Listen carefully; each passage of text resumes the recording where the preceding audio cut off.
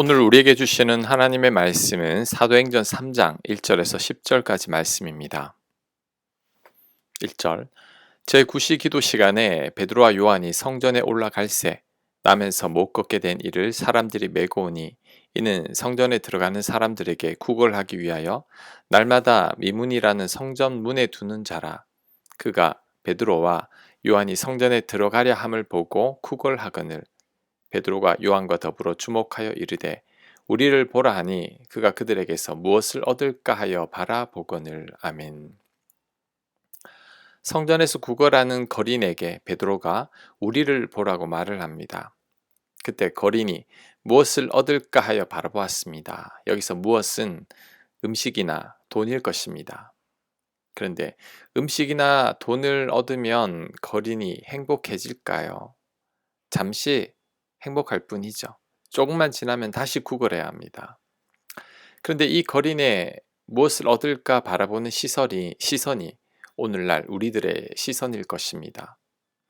우리들도 거린처럼 때로는 이런 시선으로 세상을 응시할 때가 있습니다. 우리가 구하는 것들이 진정으로 우리를 행복하게 해주는 것도 아닌데 우리들은 그것도 모르고 계속해서 세상만을 바라보는 거죠. 어떻게 하면 더 많은 돈을 벌 수 있을까? 어떻게 하면 더 높이 오를 수 있을까? 어떻게 하면 더 행복하게 살 수 있을까? 하지만 이런다고 행복해지는 것은 아닙니다. 과거에 내가 그렇게 바라고 원하던 일들이 해결된 적이 있었을 것입니다. 그렇다면 이제 더 이상 바랄 게 없고 만족하고 계십니까? 아닐 겁니다. 우리의 갈증은 끝이 없습니다.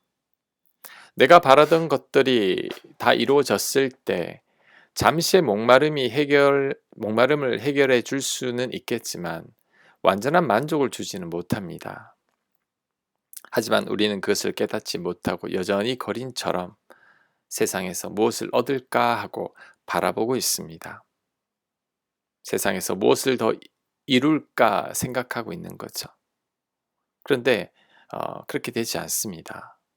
자, 그렇다면 어떻게 해야 할까요? 예수님을 만나야 합니다. 우리의 근원적인 갈증을 해결할 분은 예수님밖에 없습니다. 예수님은 영원히 목마르지 않는 생수와 같은 분이십니다. 예수님은 하나님께서 우리를 얼마나 사랑하시는지를 알게 하는 통로입니다. 가장 소중한 아들을 주실 만큼, 우리를 위해 목숨을 버리실 만큼 우리를 사랑하신다는 것을 우리는 예수님의 십자가 사랑을 통해 알 수 있죠. 이 사랑을 알게 되면 내가 얼마나 귀하고 소중한 존재인지를 깨닫게 됩니다. 남부러울 게 없고 남보다 앞설 필요도 못 느낍니다. 내가 모든 것을 가진 자라는 것을 알게 되는 거죠. 그래서 감사하게 되고 자족하게 됩니다. 이미 내가 가진 것만으로도 충분히 감사하게 됩니다. 하나님께서 지금 나에게 주신 것만으로도 우리는 넉넉히 만족하게 되는 거죠. 그래서 더 이상 세상 바라보지 않습니다. 세상에서 만족을 찾으려고 기웃거리지도 않습니다. 그런다고 만족되는 게 아님을 알기 때문이죠. 스스로가 진정한 만족을 찾았기 때문입니다. 그래서 우리의 시선이 자꾸만 세상을 향할 때 우리들은 시선을 하나님께 돌려야 합니다. 그리고 예수님의 십자가를 깊이 묵상해야 합니다. 우리는 전능하신 하나님의 엄청난 사랑을 받고 있는 존재입니다. 예수님은 지금도 나를 너무나 사랑하고 계시죠. 이 사랑만이 우리들에게 참 만족을 줍니다. 우물가 여인을 생각해야 합니다. 갈증을 풀기 위해 우물가로 매일 나왔지만 그녀의 갈증은 채워지지 않았습니다. 그 여인의 갈증을 영원히 해결해 주실 분은 우리 주님밖에 없었습니다. 그러니 우리들은 거린처럼 세상에서 뭔가 얻을까 하고 바라보지 말고 이제는 우리의 시선을 세상이 아닌 하나님께로 돌려야 합니다. 그럴 때 하나님께로부터 진정한 만족을 얻게 될 것입니다. 아멘.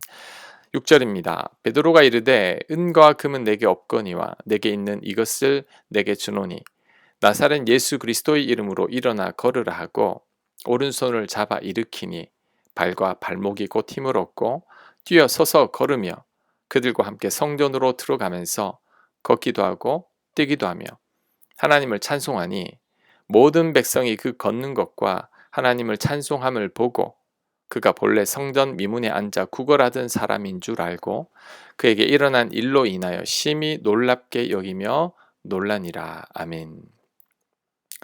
베드로가 날 때부터 못 걷게 된 맹인에게 은과 금은 내게 없거니와 내게 있는 이것을 내게 주노니 나사렛 예수 그리스도의 이름으로 일어나 걸으라고 외쳤습니다.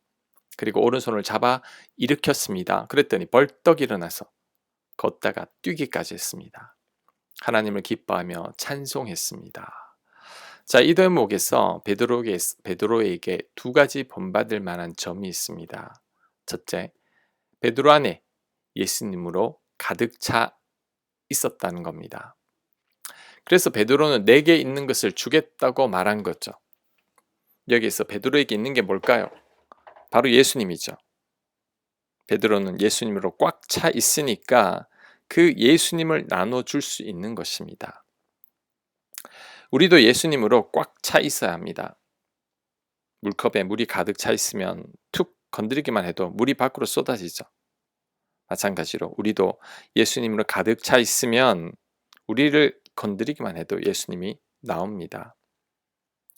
감명 깊은 영화를 본 사람은 영화관을 나오자마자 지인들에게 전화를 걸어서 영화를 보라고 꼭 권하죠. 누가 시키지 않아도 영화를 홍보합니다. 그 영화로 꽉 차 있기 때문이죠.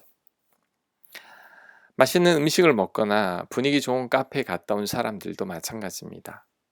맛난 음식과 커피로 가득 차 있으니까 저절로 주변 사람들에게 말하게 되는 거죠.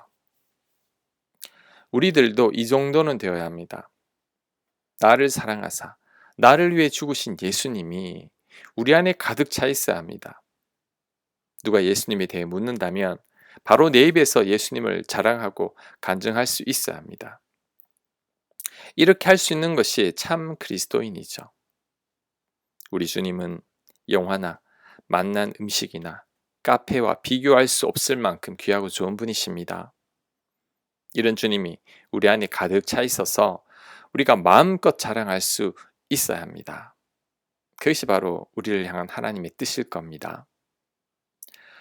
두 번째, 우리가 베드로에게 본받을 만한 점은 베드로의 담대한 믿음입니다. 베드로가 날 때부터 걷지 못하는 사람의 손을 잡아 일으켰다는 것입니다. 며칠 전에 다리 다친 사람이 아니라 날 때부터 걸어본 적이 없는 사람입니다. 이 사람을 일으키다가 실패하면 많은 사람들의 웃음거리가 될 겁니다. 하지만 베드로는 그런 거 신경 쓰지 않고 바로 단번에 일으켰습니다. 이게 바로 베드로의 믿음이죠. 하나님께서 일으키실 것을 전혀 의심하지 않는 베드로의 믿음입니다. 이 믿음으로 인해 나면서부터 걷지 못하던 자가 그 자리에서 일어나 걷고 뛰기까지 했습니다.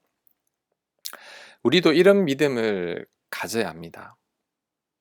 이 정도까지는 아니더라도 최소한 염려와 근심은 하지 말아야 합니다. 하나님께 맡기고 기도할 수 있어야 합니다. 그런데 우리의 믿음의 현주소는 얼마나 초라한지 모릅니다. 우리는 작은 고난에도 불안해하고 두려워합니다. 예수님과 한 배에 타고 있으면서도 풍랑을 만나자 죽게 되었다고 호들갑을 떠는 제자들의 모습이 바로 우리들의 모습이죠.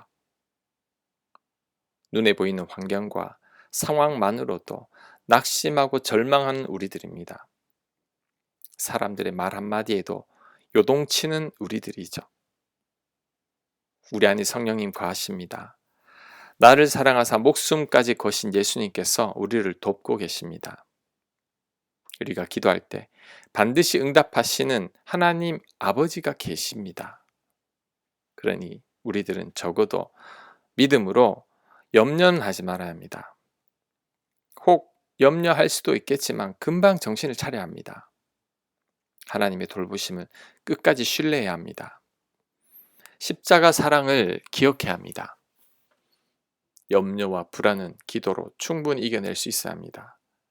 이것이 바로 하나님께서 기뻐하는 믿음입니다. 우리가 이 믿음을 꼭 소유해야 합니다. 아멘. 묵상과 적용 질문입니다. 내 안에 예수님이 얼마나 가득 차 있는지를 점검해 보시기 바랍니다. 최근에 내가 만난 문제나 고난이 있다면 그때 나의 믿음은 어떠했는지 점검해 보시기 바랍니다. 기도합니다. 하나님, 우리 안에 주님으로 가득 차 있게 하여 주시옵소서.